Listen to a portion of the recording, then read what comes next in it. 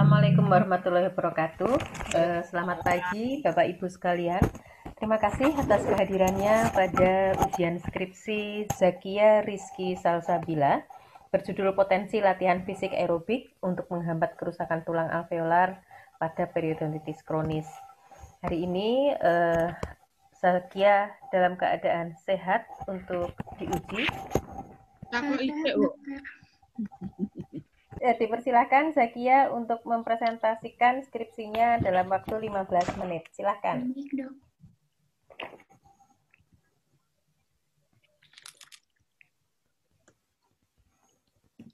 Apakah sudah terlihat, Dokter? Sudah? Ya, baik, akan saya mulai. Assalamualaikum warahmatullahi wabarakatuh. Selamat pagi kepada para dosen pembimbing yang sudah membimbing saya dalam mengerjakan skripsi ini, yaitu Dr. Aksa dan juga Dr. Yuli. Kemudian terima kasih juga kepada para dosen penguji yang telah meluangkan waktunya pada pagi hari ini. Saya akan mempresentasikan tentang skripsi saya yang berjudul Potensi Latihan Fisik Aerobik untuk Menghambat Kerusakan Tulang Alveolar pada Periodontitis Kronis. Untuk latar belakangnya, periodontitis merupakan penyakit dengan prevalensi yang tinggi. Di Indonesia, prevalensi periodontitis mencapai 74,1%. Periodontitis kronis merupakan penyakit periodontal yang paling banyak terjadi dengan prevalensi 96,58%. Hal tersebut menjadi masalah yang serius karena periodontitis dapat menyebabkan kerugian berupa disfungsi pengunyahan, gangguan estetika, dan beban biaya yang ditimbulkan akibat periodontitis. Periodontitis ini disebabkan oleh adanya akumulasi bakteri dalam plak dan respon imun host. Bakteri yang sering dijumpai pada periodontitis diantaranya ada Porphyromonas gingivalis, Candidella falciparum, dan juga Treponema denticola. Pada kondisi tubuh yang sehat, jaringan periodontal mampu melawan adanya infeksi bakteri patogen. Namun, apabila terjadi ketidakseimbangan antara keduanya dapat menyebabkan destruksi jaringan periodontal. Selanjutnya untuk terapi periodontitis. Terapi yang sering dilakukan yang pertama ada scaling dan root planning, di mana merupakan perawatan standar dengan instrumen mekanis untuk menghilangkan plak dan kalkulus supragingiva dan subgingiva. Kemudian selain itu juga ada antibiotik, di mana biasanya antibiotik ini digunakan untuk terapi tambahan untuk membersihkan plak dan kalkulus pada daerah subgingiva yang tidak dapat dijangkau oleh instrumen mekanis. Kemudian selain scaling dan root planning dan juga antibiotik, dapat juga digunakan laser, di mana laser ini memiliki beberapa keunggulan, yaitu laser memiliki efek biostimulator yang dapat menghasilkan penyembuhan luka dan regenerasi jaringan periodontal yang lebih baik dibandingkan dengan terapi konvensional. Akan tetapi, dari ketiga terapi tersebut memiliki kekurangan. Yang pertama, untuk scaling dan root planning, tidak terjangkaunya area oleh instrumen mekanis ke daerah pocket periodontal, padahal pocket periodontal ini merupakan lingkungan yang ideal untuk pertumbuhan dan proliferasi bakteri anaerob. Kemudian dalam beberapa penelitian juga menyebutkan bahwa terdapat inflamasi dan kehilangan pelekatan periodontal setelah terapi dari scaling dan root planning akibat tekniknya yang kurang tepat. Kemudian yang kedua untuk antibiotik, seperti yang kita ketahui bahwa antibiotik ini dapat menyebabkan resistensi bakteri, yaitu di mana bakteri sudah tidak dapat lagi memberikan respon terhadap pengobatan yang diberikan. Lalu penggunaan antibiotik ini juga perlu mempertimbangkan khususnya pada pasien anak-anak, pasien usia lanjut, pasien dengan gangguan fungsi organ seperti gagal ginjal, hati, serta ibu hamil dan menyusui karena dapat menimbulkan respon yang membahayakan dan merugikan pasien. Kemudian untuk penggunaan laser, laser memiliki potensi iradiasi yang dapat menyebabkan kerusakan pada permukaan akar, tulang, serta jaringan periodontal, dan berpotensi mengenai jaringan ekstraoral seperti mata, bibir, dan wajah, serta jaringan intraoral yang berdekatan. Kemudian penggunaan laser ini dibutuhkan pemahaman dan keterampilan yang baik oleh dokter gigi tentang keamanan laser dan interaksi antara laser dan jaringan. Beberapa studi telah menyelidiki strategi untuk mencegah kerusakan tulang alveolar pada periodontitis dengan cara meningkatkan respon imun host atau yang dikenal dengan imunomodulasi. Salah satunya yaitu dengan latihan fisik aerobik. Latihan fisik aerobik dalam jangka panjang dapat membuat tubuh kurang rentan terhadap inflamasi dan infeksi, sehingga menjadi salah satu faktor yang menjanjikan untuk menghambat perkembangan penyakit periodontal. Untuk latihan fisik, definisinya adalah aktivitas terstruktur dan sistematis yang dilakukan untuk meningkatkan kapasitas tubuh. Latihan fisik mengarah terhadap adaptasi fisiologis dan morfologis yang penting untuk mempertahankan homeostasis tubuh yang dapat membantu dalam pengendalian berbagai penyakit. Latihan fisik aerobik merupakan jenis latihan fisik yang membutuhkan ketersediaan oksigen untuk membantu proses pembakaran sumber energi, yaitu sesuai namanya. Jenis latihan ini menggunakan kelompok otot besar, dapat dipertahankan terus-menerus dan bersifat ritmis. Contohnya ada senam aerobik, bersepeda, menari, mendaki, berenang, dan berlari. Apabila dilakukan dengan intensitas dan frekuensi yang cukup, maka dapat meningkatkan kebugaran kardiorespirasi. Untuk manfaat dari latihan fisik aerobik sendiri, berdasarkan jurnal-jurnal yang saya baca, latihan fisik aerobik mampu mempercepat proses perbaikan pada peradangan dengan cara mendorong migrasi leukosit menuju fokus peradangan atau kemotaksis, meningkatkan kapasitas fagositosis, dan meningkatkan aktivitas antitumor makrofag. Latihan fisik aerobik dapat melindungi periodontium dengan cara melemahkan respon inflamasi yang berlebihan pada host, sehingga dapat mengurangi kerusakan akibat periodontitis. Latihan fisik aerobik dapat meningkatkan daya tahan tubuh terhadap infeksi. Hal ini berhubungan dengan peningkatan VO2 max atau volume oksigen maksimal yang dapat ditampung dan ditransport ke seluruh tubuh oleh jantung selama melakukan aktivitas fisik. Peningkatan VO2 max ini berpengaruh terhadap penurunan regulasi sitokin proinflamasi seperti interleukin 1 beta, interleukin 6, interleukin 8, dan juga TNF-alpha. Individu yang melakukan latihan fisik secara rutin setidaknya antara 3-5 kali seminggu menunjukkan prevalensi periodontitis yang lebih rendah dibandingkan individu yang tidak melakukan latihan fisik. Pengurangan prevalensi tersebut dikaitkan pada produksi dan modulasi sitokin. Untuk durasi latihan fisik aerobik yang direkomendasikan oleh para ahli adalah 20-30 menit dengan frekuensi lebih dari atau sama dengan 3 kali seminggu dengan intensitas sedang. Untuk rumusan masalahnya, apakah latihan fisik aerobik berpotensi menghambat kerusakan tulang alveolar pada periodontitis kronis? Untuk tujuan umumnya menghasilkan opini ilmiah bahwa latihan fisik aerobik berpotensi menghambat kerusakan tulang alveolar pada periodontitis kronis. Kemudian untuk tujuan khususnya melakukan eksplorasi pustaka pada jurnal ilmiah dan textbook mengenai potensi latihan fisik aerobik untuk menghambat kerusakan tulang alveolar pada periodontitis kronis. Kemudian untuk manfaatnya, hasil dari literature review ini dapat menjadi referensi bagi penelitian selanjutnya. Kemudian yang kedua, memberikan informasi kepada pembaca tentang alternatif terapi untuk menghambat kerusakan tulang alveolar pada periodontitis kronis.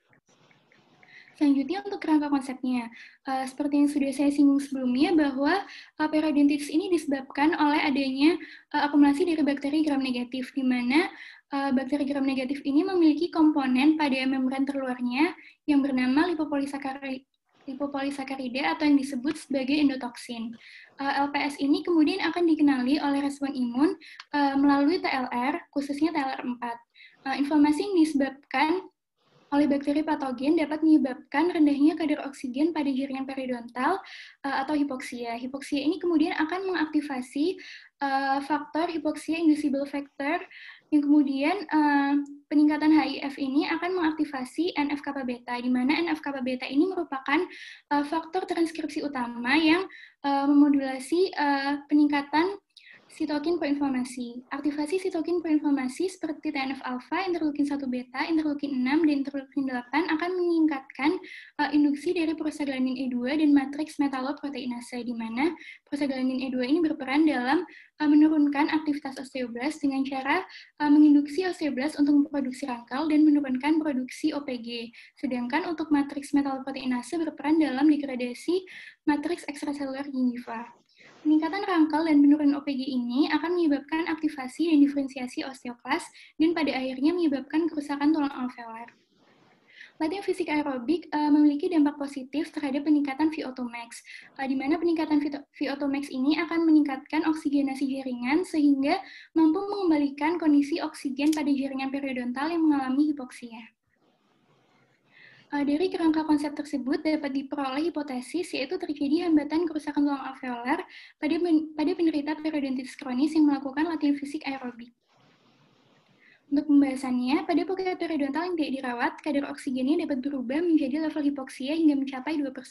Padahal kadar oksigen normal pada jaringan gingiva dapat mencapai 21%.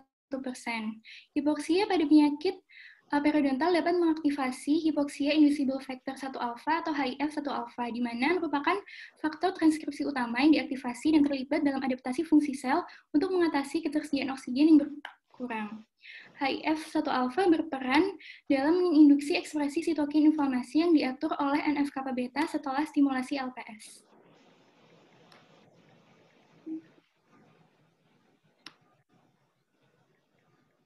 Latihan fisik aerobik berpengaruh terhadap peningkatan VO2 max dan oksigenasi jaringan sehingga mampu mengembalikan kadar oksigen pada poket periodontal dan menghambat pertumbuhan bakteri anaerob. Mekanisme peningkatan VO2 max setelah latihan fisik berhubungan dengan peningkatan cardiac output dan peningkatan ekstraksi oksigen oleh otot rangkap pada saat melakukan latihan fisik. Latihan fisik aerobik mampu meningkatkan volume sel darah merah yang dapat dilihat dalam beberapa minggu setelah latihan fisik aerobik, dan hal tersebut meningkatkan kapasitas transport oksigen ke jaringan.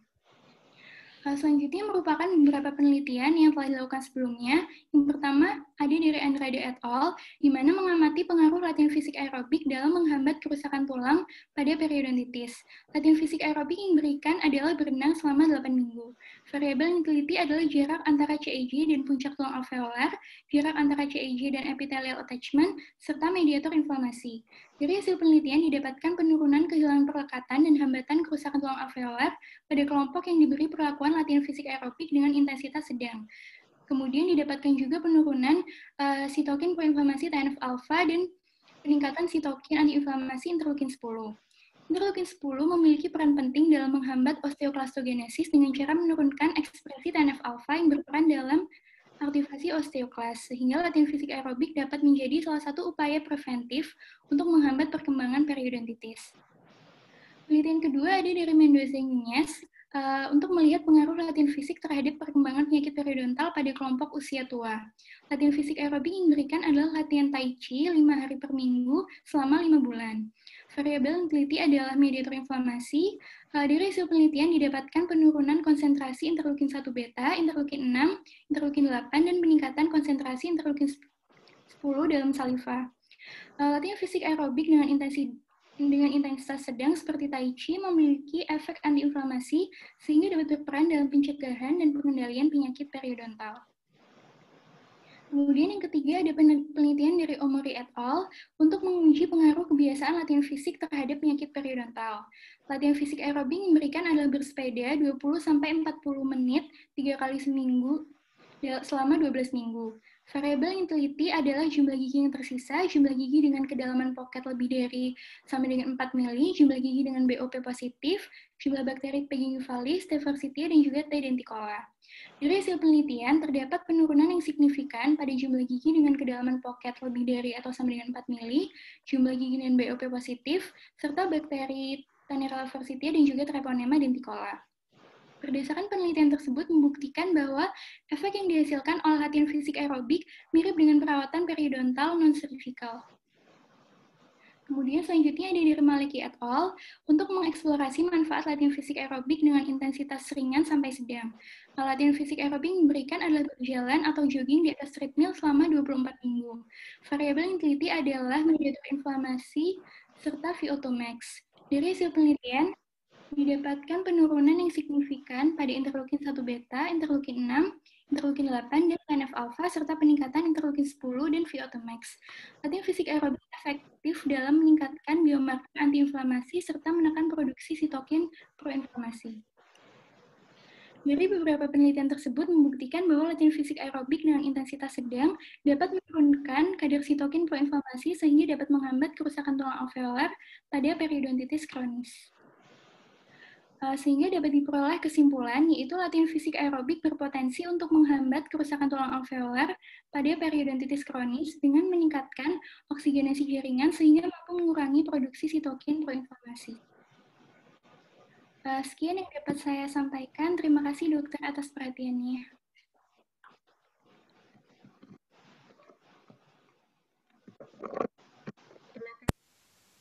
Atas presentasinya. Berikutnya silahkan kepada penguji yang pertama, Bu Tanti.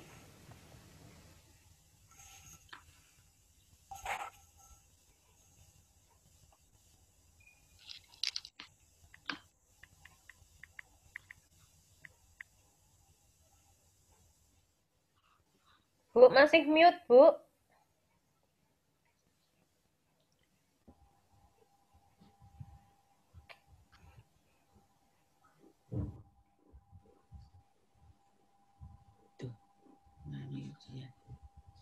Nggak kedengeran, Bu Tanti. Bu Tanti suaranya tidak bisa diakses. Umi. Aduh. Ada penguji baru. Gede nih. Bu Tanti, suaranya belum bisa muncul, Bu. Bu Tanti, suaranya tidak muncul. Suaranya nggak keluar, Bu. Padahal sudah nggak mic ya kayaknya ini. Pakai headset. Itu komputernya nggak Pak. Kayak Padahal tadi bisa loh. Heeh.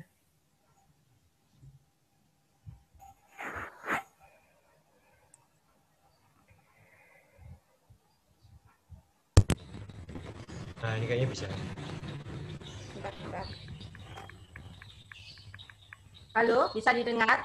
Sudah, Bu, monggo. Oke. Iya. Jadi ini hampir sama dengan punya bimbingan saya, Ahmad Kasina ya Mbak ya. Ahmad Kasina kan ada dikaitkan dengan diabetes tipe 2 kalau tidak salah. Iya. Ya. Tapi kepustakaanmu kok ya meh blek ngono lho. Ya, sakjane ya boleh-boleh saja susunannya tapi ya joblek bener-bener ya. Jadi ini susunannya kayak sementum, kayak ini kok hampir sama ya. Yang pertama saya soroti adalah untuk studi pustaka Anda kan tidak penelitian. Ya. Seharusnya untuk studi pustaka sekian ini terlalu tipis, Mbak.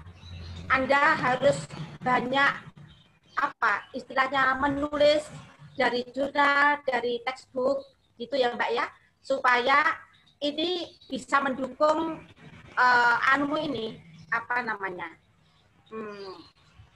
ya skripsimu ini ya, informasi yang akan Anda berikan ya. Ini saya tanya dulu saja ya. Bentar. Ini soalnya tangannya yang satu megang ini. Di sini di bukumu ini tidak ada hipotesis. Tadi Anda waktu presentasi menuliskan hipotesis. Coba ada hipotesisnya? Ada dokter. Bagaimana? Keterangan kerangka konseptual di paragraf terakhir. Oh, di saya kok tak lihat tidak ada. Coba bacakan hipotesis semua apa Mbak tadi Mbak. Tapi kamu presentasi ada. Di sini tak cari kok tidak ada. Ada dokter di keterangan konseptual. Di daftar isi juga tidak tertulis hipotesis. Oh iya dokter, berarti hipotesis itu memang bab sendiri atau bagaimana ya dok? Hipotesis itu mestinya ada sendiri kan ya Pak Oki ya. Jadi ada bukan di kerangka konseptual, berdiri sendiri. Gitu. Coba bacakan. Ya, di setelah kerangka konsep. Iya, ada kok enggak coba di sini kok enggak ada di punya. Iya dokter, di situ saya masukkan di keterangan kerangka konsep.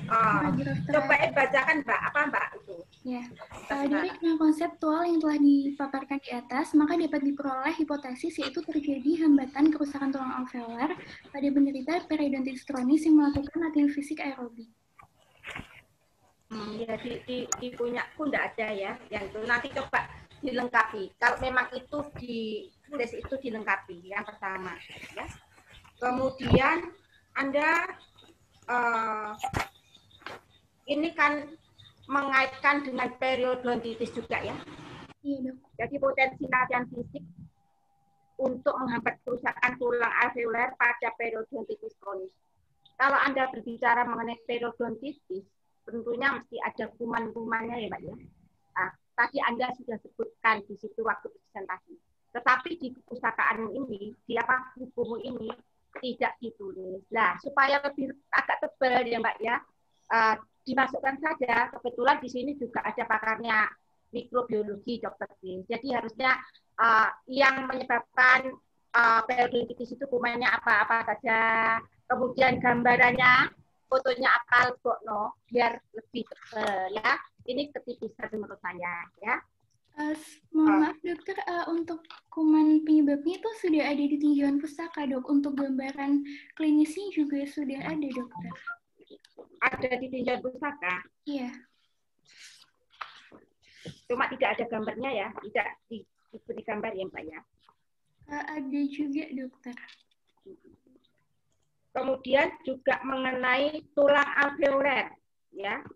Tulang alveoler di sini kamu cuma gambarkan skema yang sehat. Ini ada skemanya, satu gambar saja ya. Ini yang sehat. Sebetulnya kalau memang ada gambaran yang tidak sehat ya, jadi gambaran patologisnya mana? Ini yang kamu sertakan foto klinis yang banyak karang giginya ya. Kemudian foto radiologis yang memang ada radiolusennya itu ya. Jadi kalau ada gambaran, oh ini loh gambaran tulang alveoler yang sehat seperti ini, tapi kalau yang patologis seperti ini. Jadi supaya lebih mendukung ya, lebih mendukung tulisanmu itu ya. Kemudian periodontitis kamu menuliskan karena ini di judul ya. Jadi periodontitis itu sebetulnya kan ada klasifikasinya macam-macam ya Mbak ya. Iya, Yang Anda tuliskan di sini memang hanya periodontitis. Yang akut mana? Periodontitis itu tidak hanya kronis saja. Ada kronis dan agresif ya dok. Sebelumnya waktu sidang proposal itu sudah saya masukkan yang agresif sama kronis, cuman karena judulnya periodontitis kronis, jadi saya mikirnya cuma dimasukkan yang kronis aja dok. Sebetulnya untuk pembagian-pembagian itu ya harusnya loh ya, harusnya juga ada supaya tahu bahwa selain kronis itu ada akut ya, selain itu ada juga yang dipengaruhi oleh, kamu mandar nulis ada yang dipengaruhi oleh diabetes mellitus ya. Padahal ini sudah di cover sama temenmu, oke lah, kamu pengen menunjukkan, tapi yang akut sebaiknya juga tuliskan gitu ya. Oh iya. Gitu. Periodontitis akut.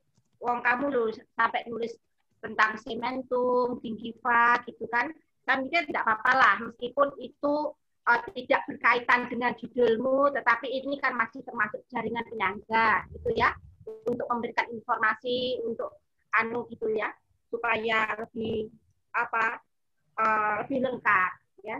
Sehingga kalau periodontitis selain yang kronis yang kamu ingin bahas, yang akut pun sebetulnya juga dimunculkan meskipun tidak banyak.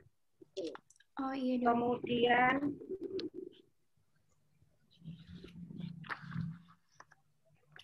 itu tadi bakteri.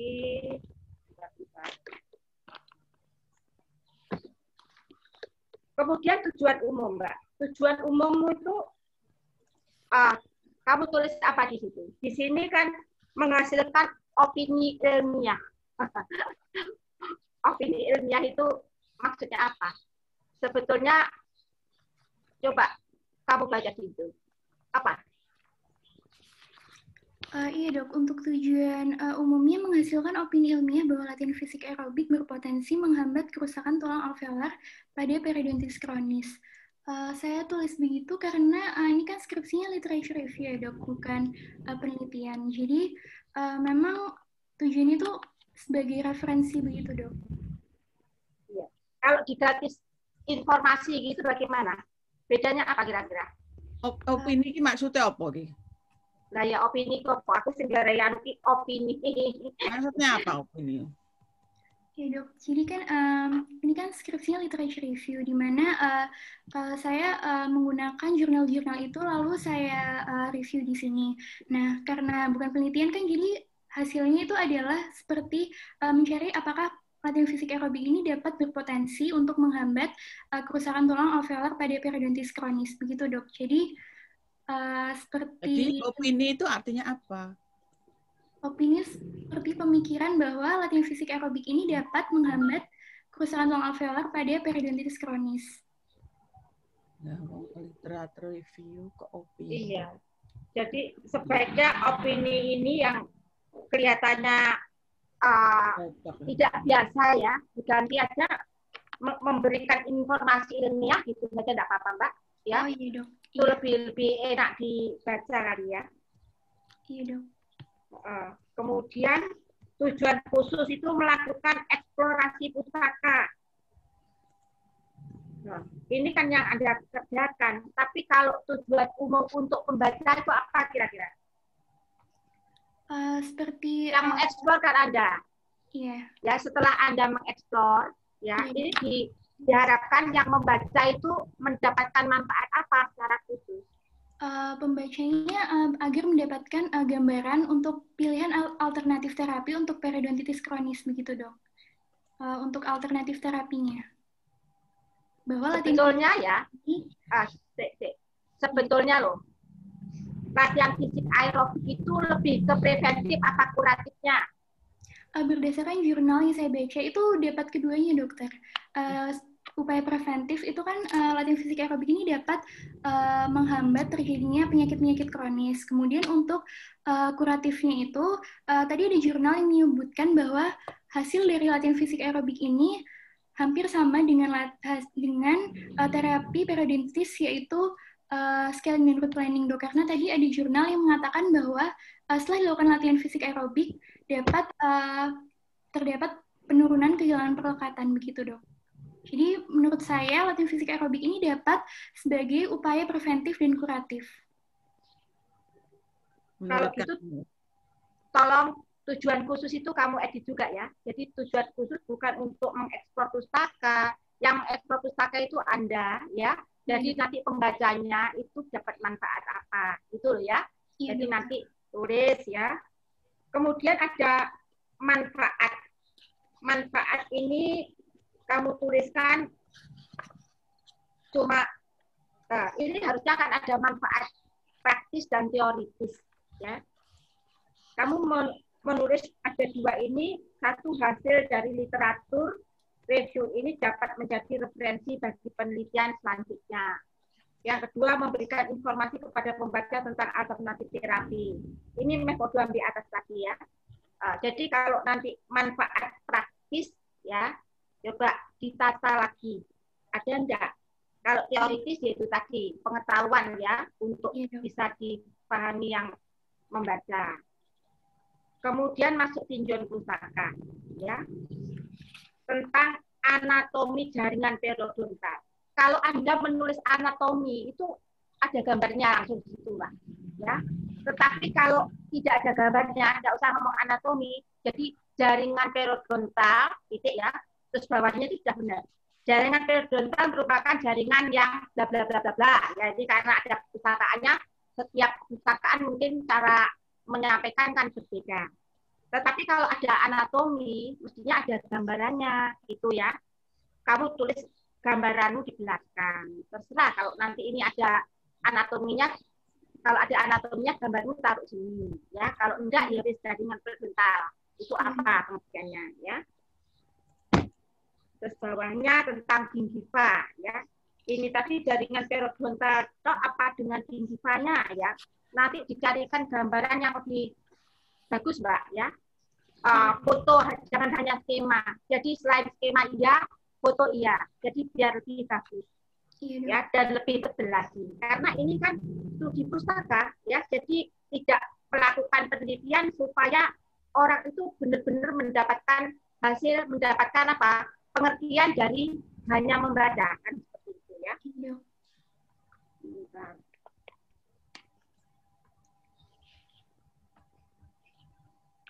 Ini sudah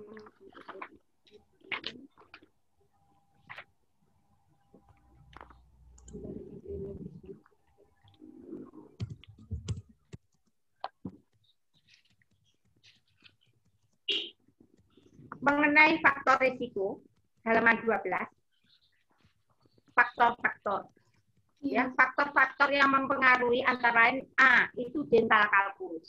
Sebetulnya sebelum dental kalkulus itu masih ada lagi, Kak, yaitu oral hygiene yang buruk, ya, itu masukkan. Tadi Kak, saya lihat kok nggak ada. Ya. Jadi oral hygiene yang buruk. Nah, sebetulnya sebelum oral hygiene yang buruk itu juga ada faktor sosial ekonomi. Biasanya kalau sosial ekonominya buruk, apalagi pendidikannya buruk, ya dia tidak tahu bagaimana cara membersihkan gigi yang baik, ya. Atau secara ekonomi dia tidak bagus, juga tidak bisa istilahnya beli odol, beli sikat yang bagus, ya. itu masukkan itu penting sebelum masuk ke dental calculus. Ya.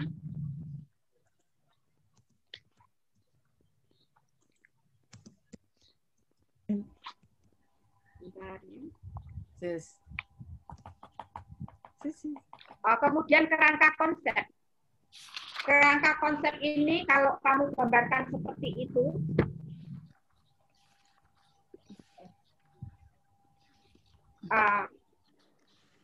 jadi latihan fisik sama apa? Sekarang saya tanya Mbak, kamu membicarakan mengenai latihan fisik aerobik, ya, dengan contoh-contoh menari, kemudian apalagi berenang, bersepeda, gitu ya. Sekarang kalau yang anaerobik itu bedanya apa Mbak sama yang aerobik?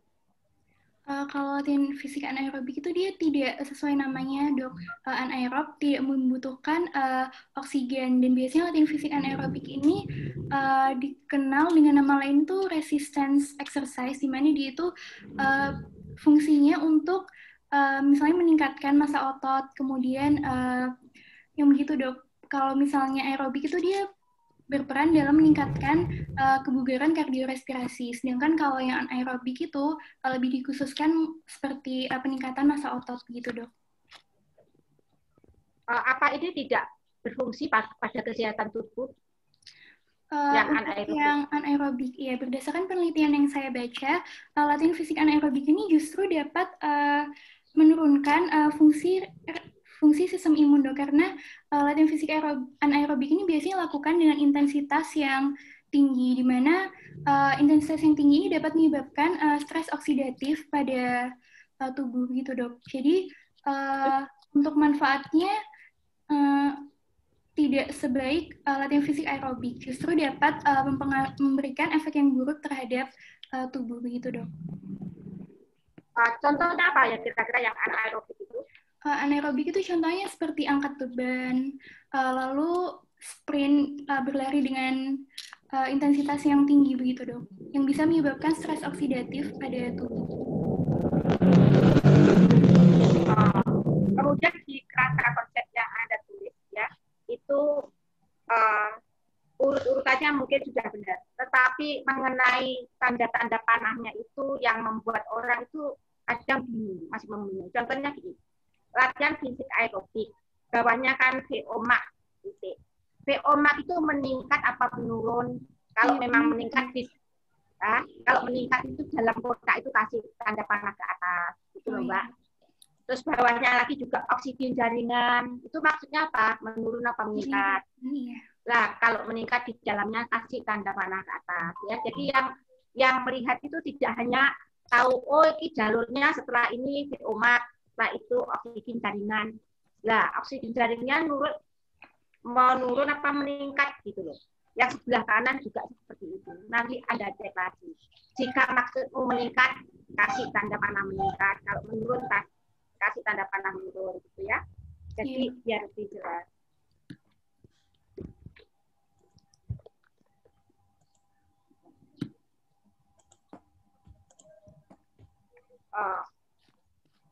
Kemudian kalau memang ada hipotesis di sini aku tidak menemukan, mungkin aku kurang teliti ya, tak lihat-lihat kepada ketemu. Nanti disesuaikan belakang ya, disesuaikan dengan judulnya, kemudian tujuannya, kemudian hipotesisnya itu harus linear ya, jangan sampai tidak linear ya, gitu Mbak. Saya rasa cukup Dokter Tiwi pertanyaan dari saya. Terima kasih Dokter Tanti. Terima kasih Dokter Tantiana. Selanjutnya silahkan Bu Kris, monggo. Ya, terima kasih Bu Pratiwi. Sekian sudah pernah baca literatur review ya? Iya dok. Nah, saya mungkin akan memberikan masukan untuk teori maupun untuk format tentang isi tentang literatur review. Tapi sebelumnya saya mungkin ada beberapa koreksi di depan. Jadi seperti yang dikatakan oleh Dr. Tanti tadi, judulnya skripsi Zakia ini adalah potensi latihan fisik aerobik untuk menghambat kerusakan tulang alveolar pada periodontitis. Mestinya antara judul rumusan, tujuan, manfaat sampai kerangka itu kan inline, artinya satu garis ya. Nah, judulnya aja sudah kelihatan dari sini akan membahas tentang potensi. Ya, kalau dari tujuanmu umum ini menghasilkan opini, berarti ini sebetulnya adalah tujuannya pada opininya. Padahal yang di depan itu sebenarnya yang dibahas adalah potensinya. Ya, sebenarnya kalimat itu sudah ada di tempatmu bertuan, cuman itu artinya jadi lain. Ngerti? Iya toh? Nah, ini menghasilkan opini ilmiah ini berarti kan pokok bahasanmu jadi opini. Iya, Dok. Gue tak takoi opini sendiri, kamu tidak tahu artinya apa. Itu membuat artinya opini itu membuat orang lain itu berpendapat ini berbeda-beda. Iya. Padahal kamu artikel review itu artinya kamu tahu enggak bahwa artikel review itu ditulis oleh seorang yang expert di bidang tersebut. Artinya bahwa dia sudah banyak mengetahui atau membaca tentang topik yang ditulis. Sehingga dari tinjauan-tinjauan pustaka yang dia tulis, itu dia bisa menganalisis, ngerti? Menganalisis tentang potensinya seperti apa. Tidak seperti yang kamu tulis itu saya tidak lihat. Saya tak takoi pembahasan pada pembahasanmu itu kalau tak pindah ke tinjauan pustaka kira-kira bisa enggak? Boleh enggak? Boleh, Dok. Bahasanmu? Boleh, Dok. Boleh. Sekarang apa bedanya tinjauan pustaka sampai pembahasan kalau boleh dipindah-pindah? Kalau tinjauan pustaka itu saya menangkapnya itu untuk teori yang tidak terlalu spesifik, Dok. Sedangkan untuk yang pembahasan itu dia lebih spesifik. Jadi yang tinjauan pustaka itu hanya superficial gitu, Dok. Tidak terlalu detail seperti di pembahasan. Itu kata siapa? Teorinya siapa? Makanya kamu tak tanya tadi. Sudah pernah baca literatur review? Sudah pernah membaca jurnal-jurnal seperti itu? Nah, tinjauan pustaka mau definisi dhewe nek carane ngono aku juga gak bisa membuat definisi sendiri. Tinjauan pustaka itu isinya tumpuan tulisan-tulisan berita kita gawe ngono bisa. Enggak boleh seperti itu. Kamu harus tahu tinjauan pustaka itu apa. Tinjauan pustaka itu adalah isi statement-statement penulis lain yang dia serupa atau sedikit serupa dengan topikmu. Kamu kumpulkan itu semua. Karena itu nanti kamu dalam pembahasan tuh akan mereview atau untuk menganalisis kalau penelitian atau mereview dari tulisan tinjauan pustaka tersebut masuk ke pembahasan. Bukan pembahasanmu ki isine statementnya peneliti wong liya mau ceritane gak karu-karuan seperti itu.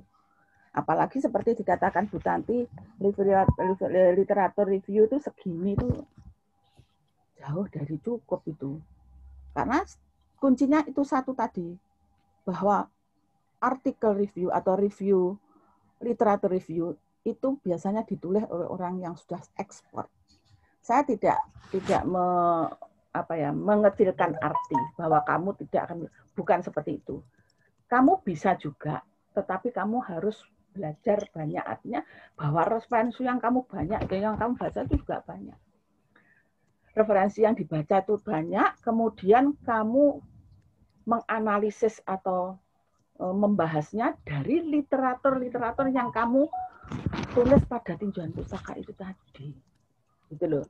Jadi pembahasan seperti juga pada penelitian lain itu adalah isinya adalah pokok pikiranmu, analisismu, bukan tulisan orang lain. Ngerti ya? Nah, kemudian ada beberapa teori juga yang saya juga tulisan atau beberapa statement itu yang saya juga agak kurang setuju atau melakukan. Tadi contohnya itu, ini kalimat ini halaman 4 mungkin biasa itu pada baris kedua itu ya.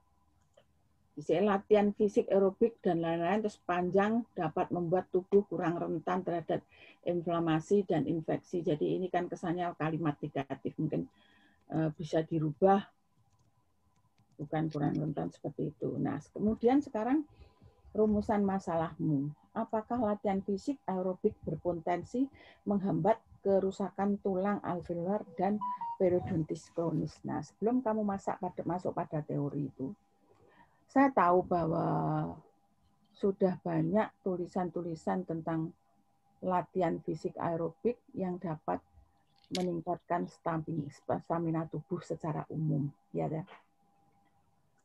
Tetapi apa yang kamu tulis ini lebih mengarah ke khusus, artinya bahwa staminanya latihan fisik ini bukan untuk stamina yang umum lagi, tapi sudah mengarah ke suatu penyakit atau keradangan pada tulang alveolar dan periodontitis kronis. Itu sah-sah saja, artinya tidak ada larangan untuk itu. Tetapi kamu harus tahu bahwa ini tahapnya adalah antara latihan fisik dengan periodontitis ini agak jauh. Karena apa? Karena latihan fisik aerobik ini adalah sebetulnya yang pertama kali yang terdampak itu adalah stamina secara umum.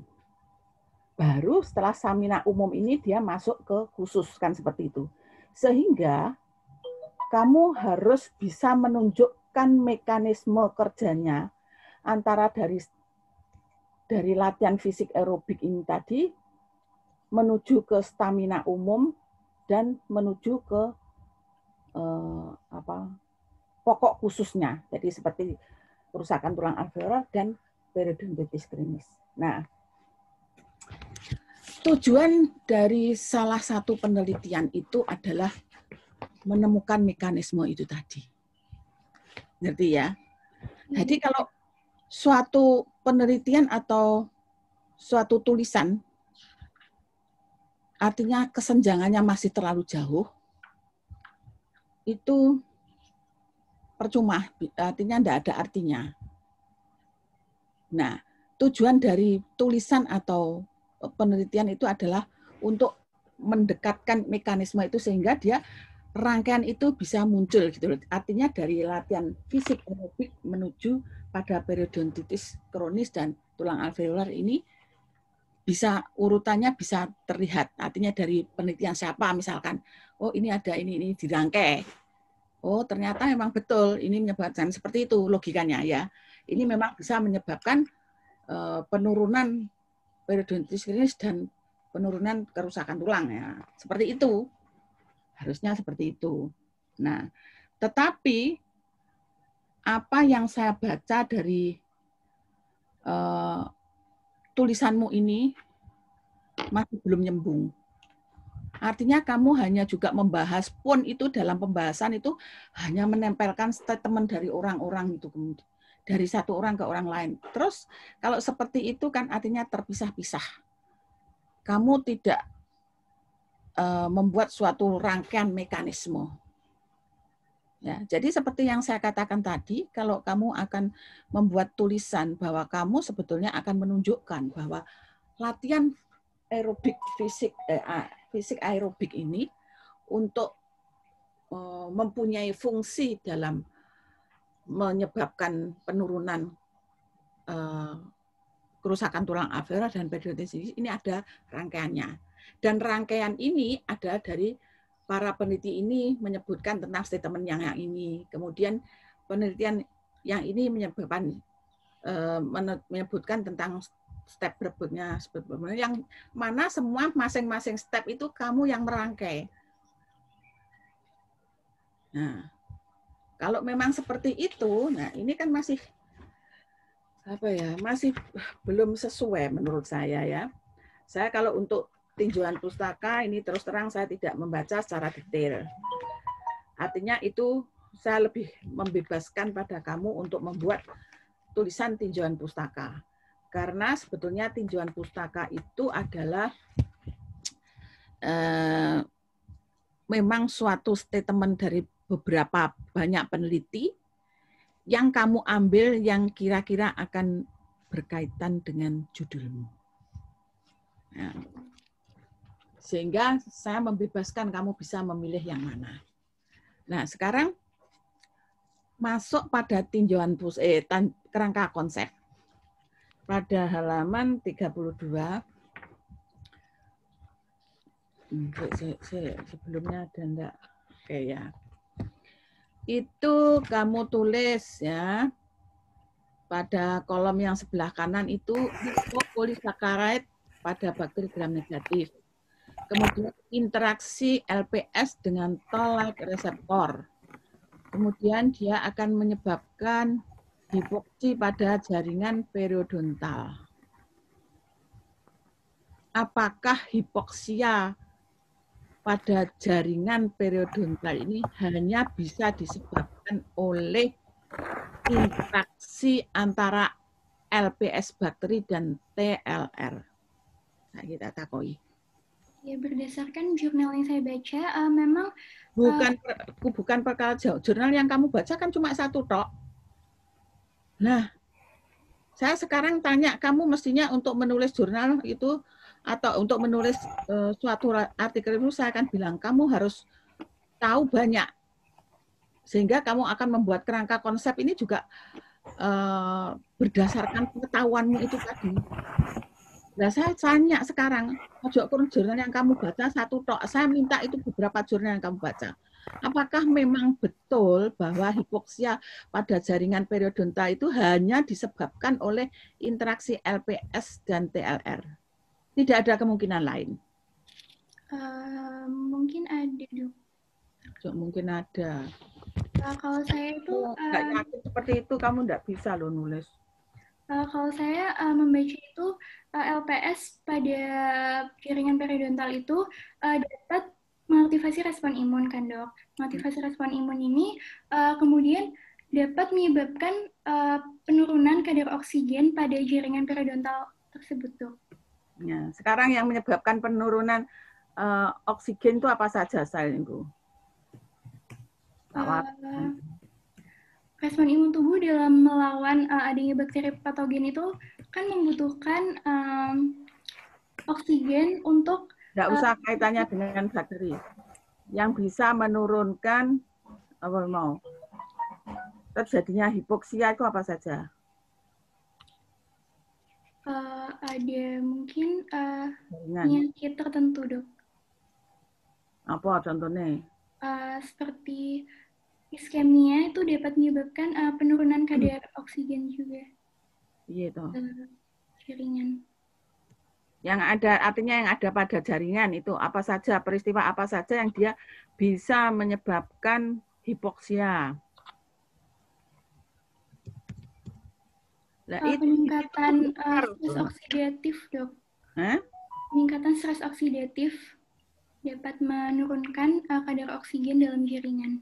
Nah, berarti itu kan bukan suatu peristiwa infeksi saja.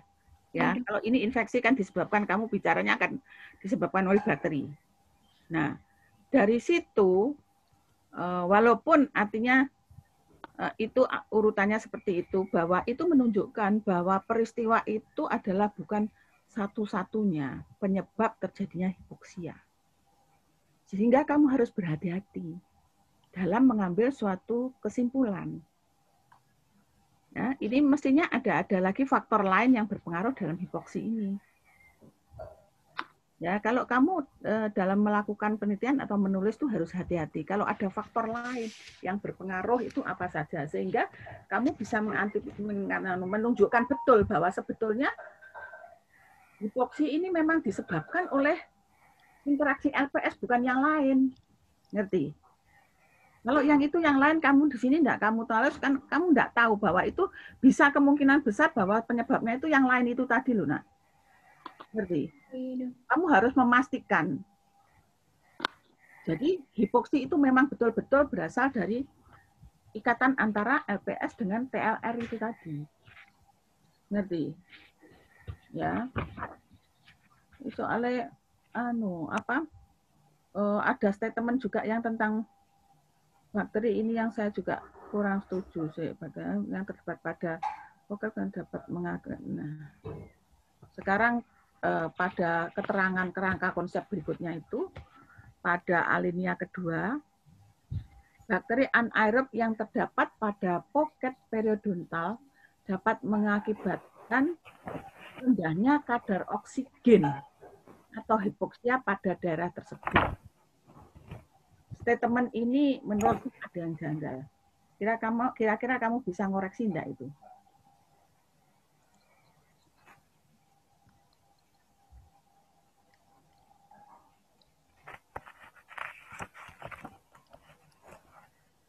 Mungkin seharusnya menyebabkan penurunan kadar oksigen ini dari LPS ya, Dok.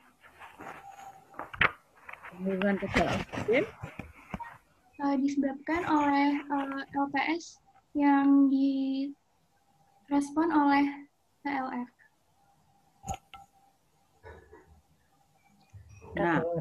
Nah, sekarang kalau kamu statementmu seperti ini, itu kira-kira bener atau enggak?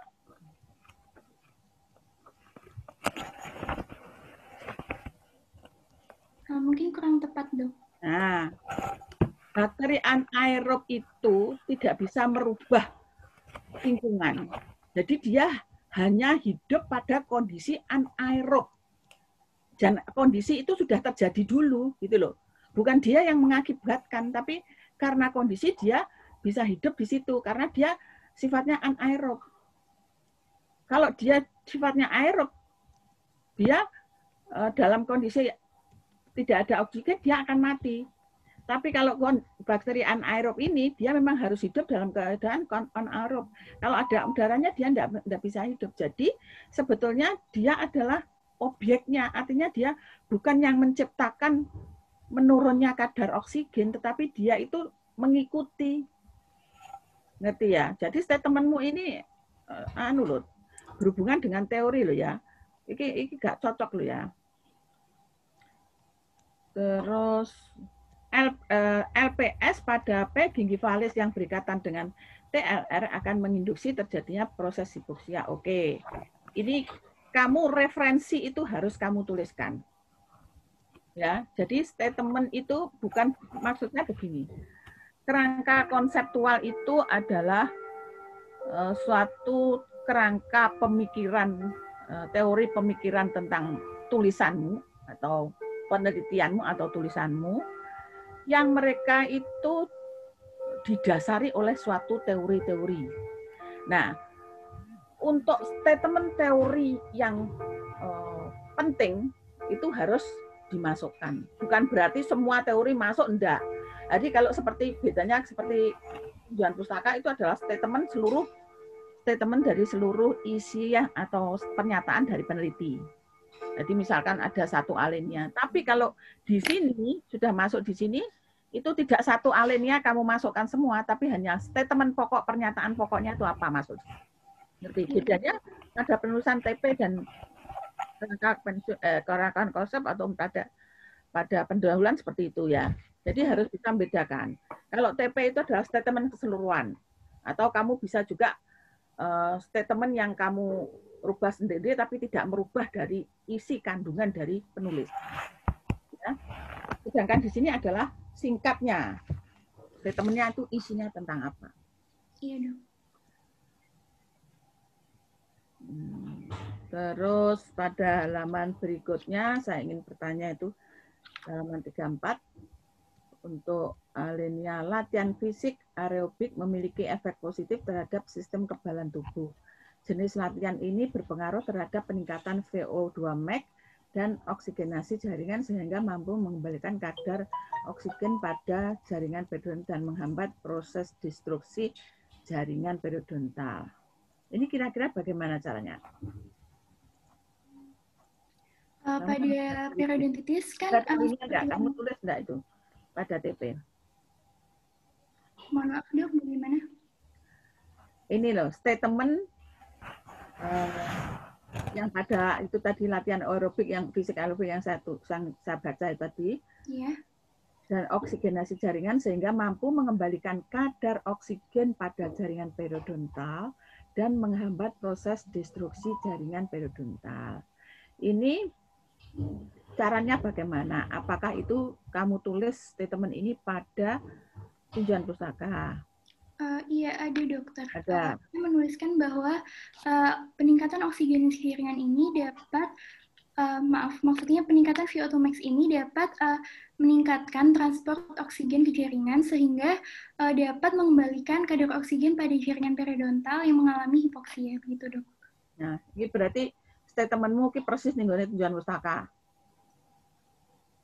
Ya mungkin kalimatnya ada yang saya persingkat dok untuk di keterangan kerangka konsep. Oke. Terus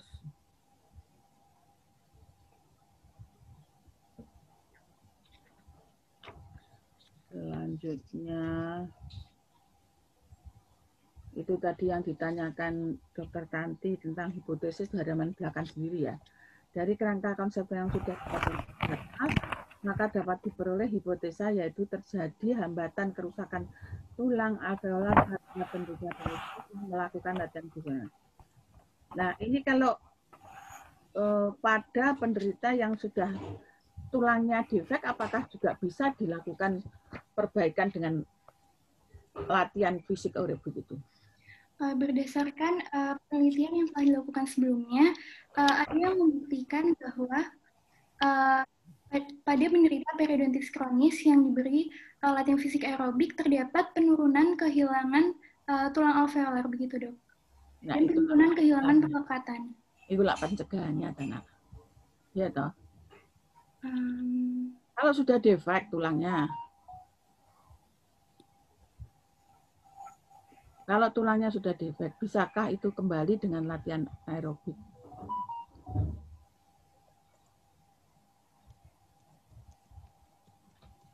Maksudnya fungsi regenerasinya itu loh, Dek. Nah, kalau itu kan preventif, yang kalau regenerasi lagi bisa apa enggak memulihkan. Kamu tadi kan bilang ditanya sama dokter Tanti itu kan fungsinya itu bisa preventif dan bisa kuratif ya? Iya dok. Kalau seperti itu, kira-kira bisa enggak? Ada penelitian yang mengatakan bahwa latihan fisik aerobik ini dapat menurunkan kerusakan tulang alveolar. Saya tahu aja bersembunyi ning kono makanya tak takon.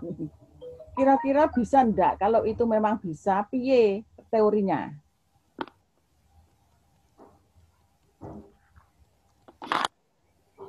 Kalau memang menurut kamu bisa, itu gimana ceritanya?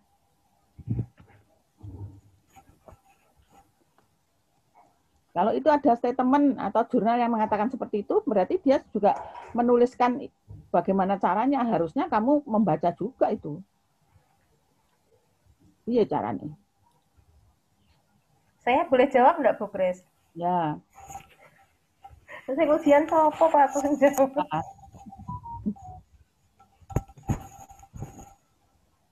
Biar mahasiswanya dulu aja, Bu. Ya iya ya, Mas. Nggak ada Bu Grace sih loh.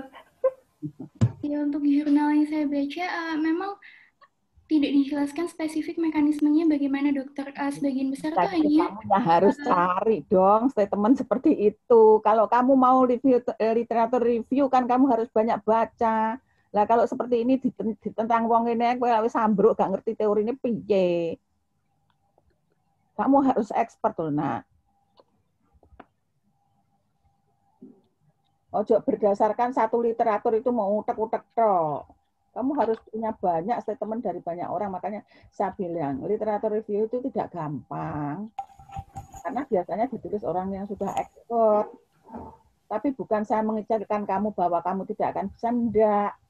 Kamu bisa. Kalau kamu artinya banyak membaca dan memahami tentang teori apa yang kamu tulis itu tadi. Betul-betul menguasai.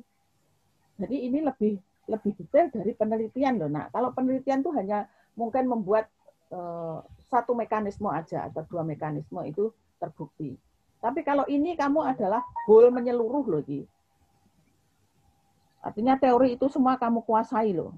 Dan kamu sudah melakukan penelitian mungkin seperti itu. Jadi artikel review, literatur review itu sebetulnya tidak lebih buruk daripada penelitian. Sebetulnya itu tingkatnya lebih tinggi. Gitu loh. Tetapi kamu harus mampu menuangkan pemikiranmu dari literatur-literatur yang sudah ada. Tidak hanya menempel-nempelkan, gitu loh. Ngerti ya? Iya. Oke. Kamu nanti bisa memperbaiki nanti atas bimbingan dari pembimbingmu juga. Oke, mungkin sementara itu dulu yang bisa saya sampaikan, Dr. Pratiwi. Silakan, Dr. Pratiwi, kalau mau membantu menjawab. Terima kasih Dr. Grace atas pertanyaannya. Sudah dicatat ya, Zakia ya? Ya. Kalau begitu gantian saya sekarang ya. Zakia, saat kamu menulis skripsi ini, kamu sudah paham PICO ya? Waktu itu sempat diberitahu dokter sama dokter Aksa cara penulisannya. Bukan diberitahu dokter Aksa. Maksud saya, apakah Anda memahami penyusunan artikel review? Karena artikel review itu justru jauh lebih sulit dibanding menulis skripsi dari penelitian. Menurut saya ya, jauh lebih sulit. Memang iya. Karena artikel review itu tingkatannya penulisnya adalah ekspor. Gitu ya. Nah, sedangkan kalau peneliti itu tingkatannya malah di bawahnya gitu. Jadi sebenarnya menulis artikel review itu jauh lebih berat dibanding menulis skripsi yang dari penelitian. Gitu ya. Pertanyaan saya, saat Anda mulai menulis artikel review, sudahkah Anda paham apa itu problem, intervention, comparison, dan outcome dari penulisan artikel review ini? Saya sempat membaca dok mengenai itu. Sudahkah diimplementasikan saat Anda menulis artikel review? Saya menulis berdasarkan sepemahaman saya dok dari yang saya baca. Nah, memang artikel review itu untuk penulisan itu Anda membutuhkan konsultasi jauh lebih banyak, ekspertis lebih hebat dibanding yang lain. Kalau dari judul Anda, kira-kira problemnya apa sih? Periodontitis kronis, dok. Kerusakan tulang alveolar pada periodontitis kronis. Kemudian Anda melakukan intervensi melalui latihan fisik aerobik. Oke. Kemudian apakah latihan fisik aerobik ini Anda comparison dengan satu materi lain supaya Anda bisa membahas manfaat dari latihan fisik ini? Untuk comparisonnya mungkin saya tuliskan di terapinya, dok. Bukan. Ini bukan masalah menulis. Ini masalah menata alur pikir. Jadi yang saya tanyakan justru tidak tampak di skripsi. Maka saya tanyakan, apakah Anda punya comparison dari judul ini? Anda melakukan searching untuk itu? Comparisonnya kira-kira apa yang Anda pakai? Mohon maaf, the comparison bagaimana maksudnya? Jadi begini ya. Saat Anda meneliti, misalnya, terapi teh hijau, gitu ya, maka kita selalu memakai kontrol negatif dan kontrol positif, benar nggak? Sama, di artikel review kita juga butuh kontrol negatif dan kontrol positif untuk menyatakan bahwa desain dari judul Anda, desain dari riset Anda, pendekatan menggunakan intervention yang Anda gunakan, itu benar. Jadi kalau Anda menulis tentang potensi latihan fisik aerobik, maka Anda juga harus browsing jurnal tentang kerusakan tulang alveolar pada periodontitis kronis tanpa latihan fisik. Dan itu harus tampak di tabel. Ini ada satu tabel yang saya temukan, bagus ya. Anda melakukan itu di halaman 47. Seharusnya semua masukan yang dari apa yang ditanyakan Dokter Tanti, Dokter Indah, itu tidak akan muncul pertanyaan itu tentang bagaimana apakah ini berfungsi sebagai preventif atau kuratif, apakah ini berfungsi di sistemik atau lokal. Itu tidak akan terjadi jika Anda membuat semua bahasan, semua browsing Anda tentang topik-topik ini. Zakia, can you hear me? Iya, Dok. Ya, jika semua bahasan ini Anda tulis dalam bentuk tabel, seperti di halaman 47. Gitu. Jadi orang tahu bahwa, oh kita mengkompernya dengan ini, Zakia mengkompernya dengan jurnal ini, gitu. Jadi untuk yang pengaruh latihan fisik terhadap sistemik, itu Anda tidak melakukan hanya dari satu jurnal. Tidak hanya dari satu jurnal. Juga seperti yang Bu Tanti tanyakan, apakah ini berfungsi sebagai preventif atau kuratif? Anda membahas melalui banyak jurnal dalam satu tabel, sehingga nanti muncul analisis kami begini.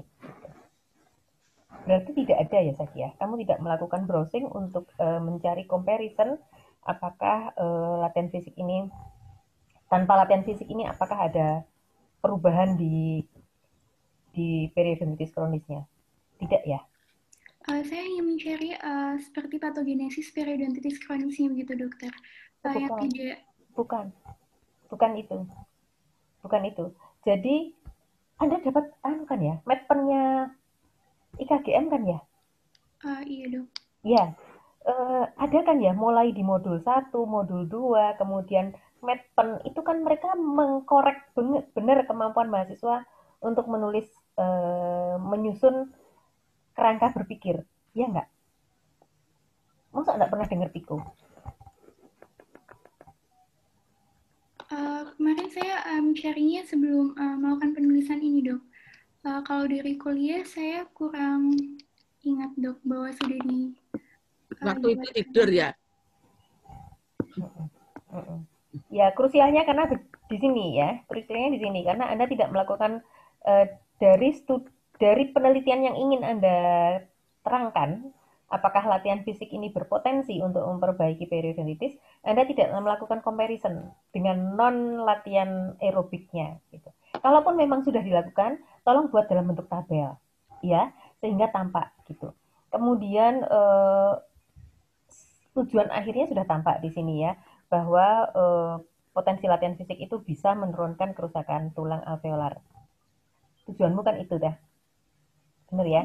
Nah, maka tadi hubungannya kemudian antara tujuan ini dengan yang dikatakan Dr. Chris, bahwa mekanisme secara textbook itu mestinya sudah Anda kuasai dulu. Mekanisme kerusakan tulang, mekanisme perbaikan tulang itu Anda kuasai dulu dari textbook dan muncul di tinjauan pustaka. Kemudian bagaimana aplikasinya latihan fisik itu kemudian memperbaiki juga muncul di tinjauan pustaka dan dibahas di belakang. Gitu ya. Kira-kira begitu. Jadi yang harus Anda lakukan menurut saya, mengapa timbul pertanyaan seperti Dr. Chris? Yang pertama adalah karena kerangka konsepnya.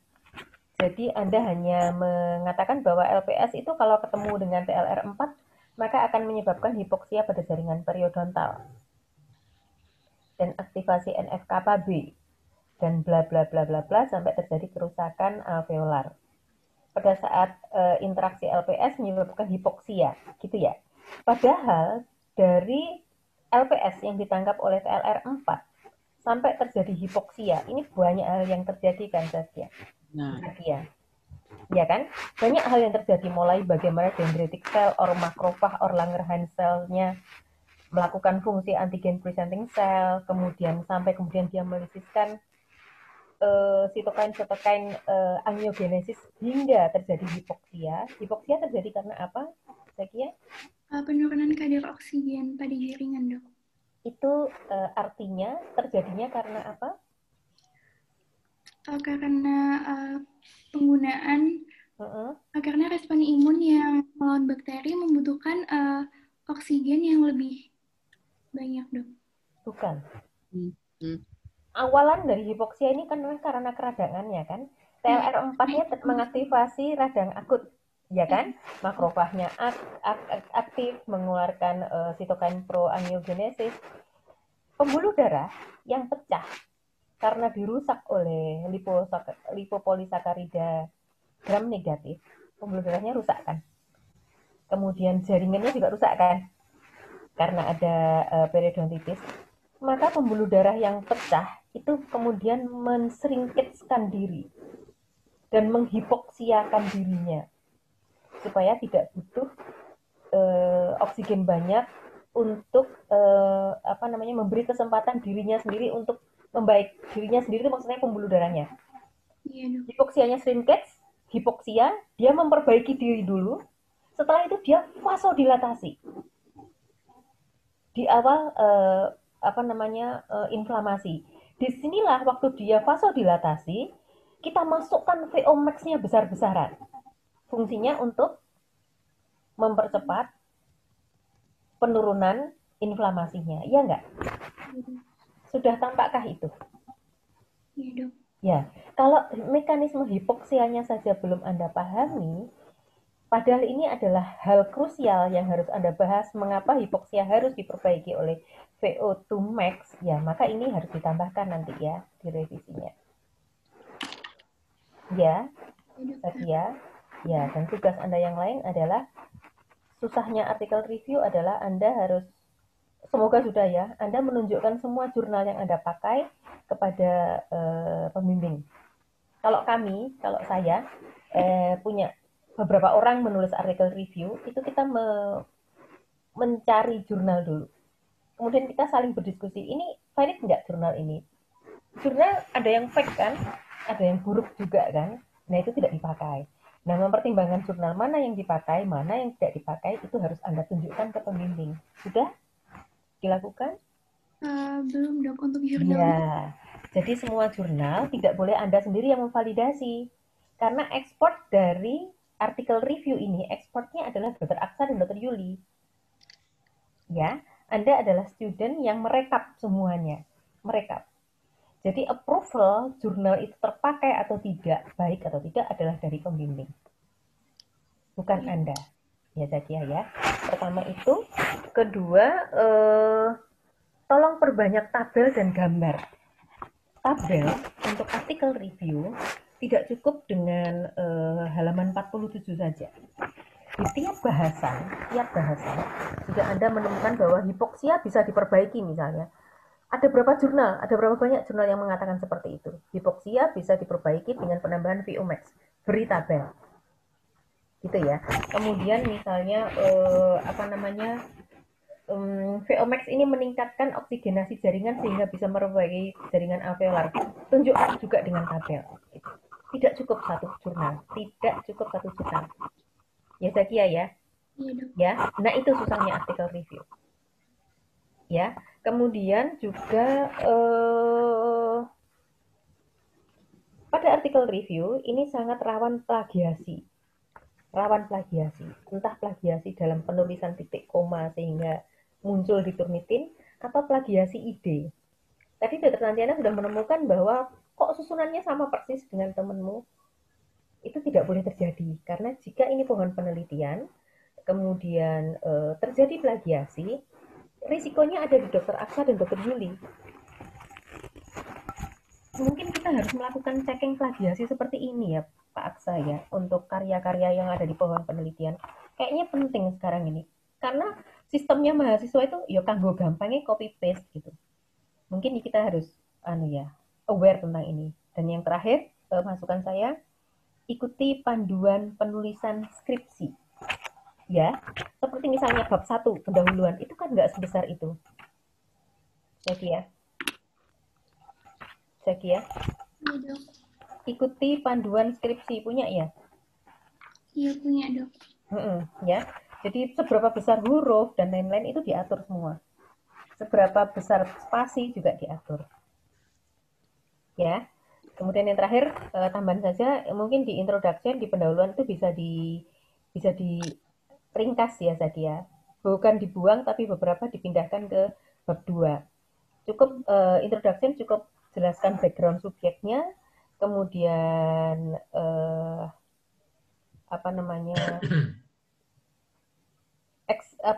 fenomena dan masalah apa yang akan Anda jelaskan di skripsi ini, kemudian bagaimana kesimpulan yang Anda harapkan, sudah cukup itu aja.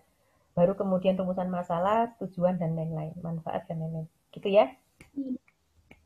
Ya wes, diperbaiki ya. Dokter Aksa, monggo. Dokter Yuli, jika ada pertanyaan berikutnya. Ya, saya sedikit aja, Bu Monggo, Ketua. Pak Aksa. Saya hanya mengkonfirmasi dan menegaskan lagi, Mbak Zakia ya. Saya mencatat semua apa yang telah ditambahkan oleh usul-usul dan pertanyaan dari para penguji, dan semuanya saya kira bermanfaat untuk kesempurnaan tulisan ini. Yang saya highlight adalah pertama, bakteri penyebab periodontitis ditambahkan ya dari Dokter Tanti. Kemudian ditambahkan gambaran alveoli yang tidak sehat ya, ini juga ditambahkan. Kemudian ditambahkan tulisan tentang periodontitis akut dan agresif. Kalau masalah tentang opini ilmiah menjadi informasi ilmiah nanti ya bisa kita bicarakan, tapi juga suatu usulan yang baik ya. Kemudian manfaat praktis dan manfaat teoritis bisa disempurnakan lagi. Kemudian satu lagi yang dari Dokter Tanti yang saya apresiasi adalah, yang juga harus diperhatikan oleh Mbak Saskia adalah, karena ini adalah tinjauan pustaka, mohon ditambahkan tentang bed oral hygiene, faktor sosial ekonomi, faktor pendidikan, dan lain-lain yang mempengaruhi periodontitis. Sehingga pemahaman orang tentang periodontitis tidak hanya dari kuman aja, tapi ada faktor sosialnya juga. Ya, ini usul yang baik ini. Ya, kemudian bandingkan dengan anaerobik, itu juga satu hal yang baik. Kemudian dari Dokter Tanti, pada VO2 max dan oksigenasi jaringan meningkat atau menurun juga ditambahkan. Ya. Kemudian dari Dokter Chris, yang perlu saya highlight adalah manfaat olahraga terhadap kesehatan umum, kemudian menuju periodontitis kronis, rangkaiannya bagaimana. Ini suatu hal yang bagus untuk ditambahkan lagi, karena terkait dengan filsafat ilmu juga ya. Jadi saudara harus menguasai ya. Kemudian tinjauan pustaka adalah statement dari penulisan yang serupa, sedangkan pembahasan adalah analisis saudara tentang hal-hal yang sudah dibaca di bab-bab awal. Jadi inilah bedanya adalah antara tinjauan pustaka dan pembahasan. Pembahasan adalah bagaimana Anda menganalisa problem ini berdasarkan pustaka-pustaka yang sudah Anda baca begitu banyaknya ya. Kemudian kerangka konsep penyebab terjadinya hipoksia pada jaringan, adanya stres oksidatif dan lain-lain, ini juga bagus untuk ditambahkan dalam tinjauan pustaka juga bagus. Kemudian ada di halaman yang penyebab penjelasan tinjauan pustaka, tolong diperhatikan, ini dari Dr. Chris yang saya highlight ya, bahwa penjelasan kerangka konsep bakteri anaerob tidak bisa mengubah lingkungan pada lingkungan dia bisa hidup. Dia hidup di situ karena memang lingkungannya sudah anaerob. Jadi statement bahwa bakteri anaerob menyebabkan rendahnya kadar oksigen itu tidak benar. Terima kasih Dr. Chris karena ketelitiannya bisa memperbaiki ini. Ya. Nah, kemudian dari Dr. Pratiwi juga tidak kalah berharganya karena beliau menyampaikan tentang PICO, problem, intervensi, comparison, dan outcome. Ya. Problem, intervensinya sudah kelihatan, comparison-nya memang belum kelihatan, Pak. Walaupun di tulisan ada, tetapi bisa saudara perjelas lagi, dan saudara buatkan tabel. Nah, usul tabel dari Dr. Pratiwi adalah sesuatu yang sangat bagus untuk menegaskan comparison. Sehingga pembaca bisa tahu pembandingan hasil penelitian-penelitian dari berbagai peneliti tentang hal tersebut. Ya. Kemudian outcome-nya bagaimana. Kemudian mekanisme terjadinya dari TLR4 menjadi hipoksia, yaitu pembuluh darahnya yang menghipoksiakan diri, vasokonstriksi, dan kemudian akhirnya vasodilatasi, dan pada saat vasodilatasi itulah VO2 max-nya masuk besar-besaran. Itu harus keluar dalam baik kerangka konsep maupun penjelasannya maupun teorinya. Tambahan Bahkan Pak Aksa, tambahan iya, untuk Zakia. Justru pada saat hipoksia dan hiperoksia, hipoksia ya, pada saat shrinkage dan hiperoksia pada saat dia vasodilatasi, itu pekerjaan apa namanya stem cell itu teraktivasinya di situ, Pak. oke. Teraktivasinya di situ, sehingga mekanisme hipoksia, mekanisme penambahan VO2 max ini tampaknya bisa mengaktifasi sistem selnya untuk berdiferensiasi menjadi sel-sel yang dibutuhkan, entah untuk angiogenesisnya, entah ekstraselulernya, entah untuk sel tulangnya, gitu. Karena, Diferensiasi menjadi sel yang dibutuhkan ya. iya, karena stem selnya itu justru dihidupkan dari masa-masa ini, dari masa hipoksia ke masa hiperoksia. Wah, keren ini. Terima kasih, kita jawab. Monggo, Ya, dilanjutkan Pak Aksa. ini saya kira masukan yang sangat bagus ya. Jadi mekanisme yang baru saja kita bicarakan Mbak Zakia ya, itu tolong diperdalam. Kemudian comparison ini juga ini sangat sangat meaningful, sangat berarti untuk ditambahkan.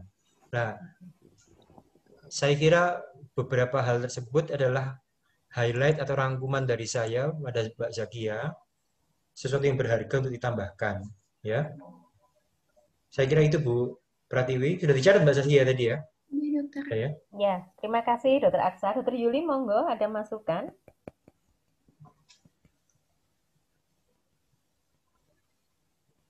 Ya, Dek, saya tadi membantu mencatat dan sebagian besar sudah disampaikan Dokter Aksa. Memang benang merahnya itu ini memang belum jelas, makanya memang ada yang ditanyakan karena efek olahraga itu sebenarnya kan sistemik ya, ke arah sistemik, dan keadaan sistemik itu nanti memang berpengaruh ke semua hal. Itu dulu, teori dasarnya memang harus kuat. Jadi kenapa tadi Bu Kris menyampaikan teori stamina itu sebenarnya kan ke arah sistemik. Ya kan, VO2 max itu kan juga sebenarnya ke arah sistemik dulu, baru kemudian ke arah seluler. Nah, itu mungkin sebenarnya poinmu itu teori dasarnya dari sana.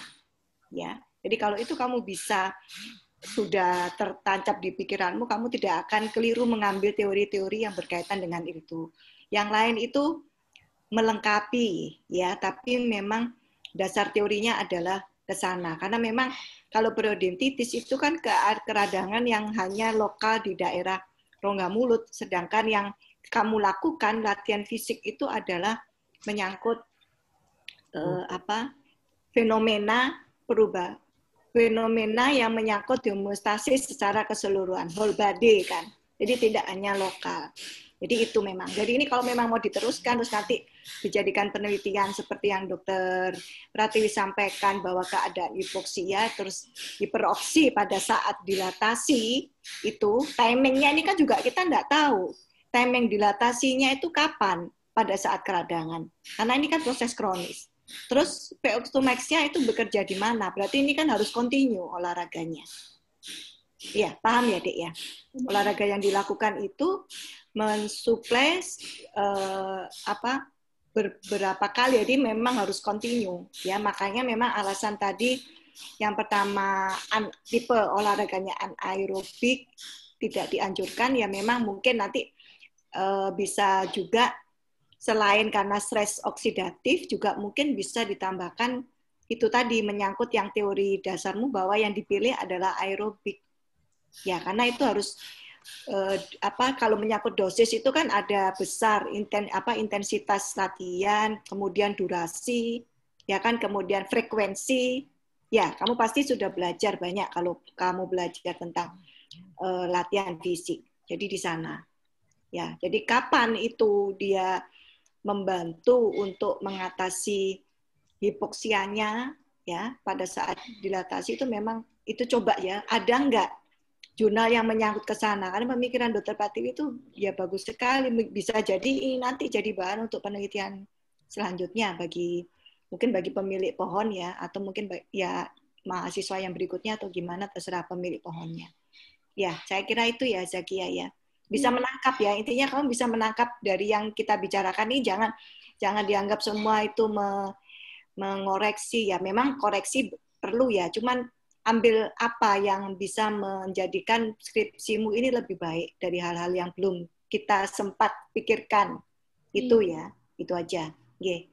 Mungkin itu Dokter Pratiwi tambahan dari saya. Terima kasih. Ya, matur suwun Dr. Yuli. Saskia, seiring dengan berakhirnya pertanyaan Dr. Yuli, maka berakhir sudah sesi tanya jawab dan masukan dari para penguji. Untuk berikutnya, penguji akan bersidang. Untuk itu, Zakia akan dipindahkan ke waiting room ya, Pak Aksa? Ya, sebentar saya pindahkan dulu. Iya. Nah, silahkan tunggu, Zakia. Ya. Nilai jangan lupa ya. Ya, mari kene ya. Zakia, welcome to the board. Jangan nangis ya. Terima kasih, Zakia. Kita sudah bersidang. Kemudian skripsi Anda bisa diterima. Apapun nilainya, banyak revisi yang harus dikerjakan. Nanti seintensif mungkin berkomunikasi dengan pembimbing Dr. Aksa dan Dr. Yuli untuk perbaikan. Ya, Zakia. Setelah perbaikan, kami melihat banyak kans untuk skripsi ini untuk dipublikasikan supaya karya Anda itu terrekord secara digital, tidak hilang begitu saja di perpustakaan. Ya, Zakia ya. Selamat Zakia sudah melalui skripsinya. Boleh dibilang dinyatakan lulus ya Pak Aksa? Boleh ya? Oh, nanti kalau sudah revisi. Oh, ya? Nanti setelah revisi baru bisa disebut lulus atau tidak lulusnya. Kemudian perbaikannya dikerjakan secepat mungkin. Congratulations, Zakia. Iya, Dok. Ya. Zakia, our deep condolence for your father. Kamu cucunya Dokter Ira Anatomi bukan? Bukan. Ira Anatomi ini, Dok. Oh, bukan ya? Ya, wis. Ya, wis. Kalau ada Dokter Ira di sini di ucapan terima kasihmu saya baca. Oh iya, Dokter Ira dulu dosen di FK, Dok. Anatomi FK kan? Itu kakek saya, suaminya Dokter Ira. Oh, kakek. Dokter Ari. Salah. Prof. Ari itu di histologi sama saya. Dokter Ira di anatomi. Wah, kan. Oh, kamu putranya Mas Heri? Iya, Dok. Oh, ya wes, ya wes. Ya wes, kuat ke depannya ya Zakia. Ya, terima kasih Bapak Ibu atas ujian hari ini. Semoga memberi jalan untuk Zakia untuk perbaikan lebih baik di penyusunan skripsinya. Ujian saya tutup. Terima kasih. Assalamualaikum warahmatullahi wabarakatuh. Oh iya, sebentar. Foto dulu. Foto. Kotaknya belum keluar, Bu. Kotak. Nanti dikirim, Bu, pakai GoP. Pakai bukunya diginikan, Mbak. Diginiin bukunya, ya. Sebentar ya. Bentar. Belum. Sebentar. Mana ini? Kita jejak nih. Ini foto ini yang paling penting buat Zakia ini. Oke, sebentar ya. 1, 2, senyum Mbak Zakia ya. Oke, sebentar. Oke, saya paste dulu. Oke, bagus sudah. Bagus. Sudah diakhiri rapatnya. Selamat Zakia. Selamat Zakia. Ya, terima kasih. Diakhiri ya. Perbaiki. Zakia.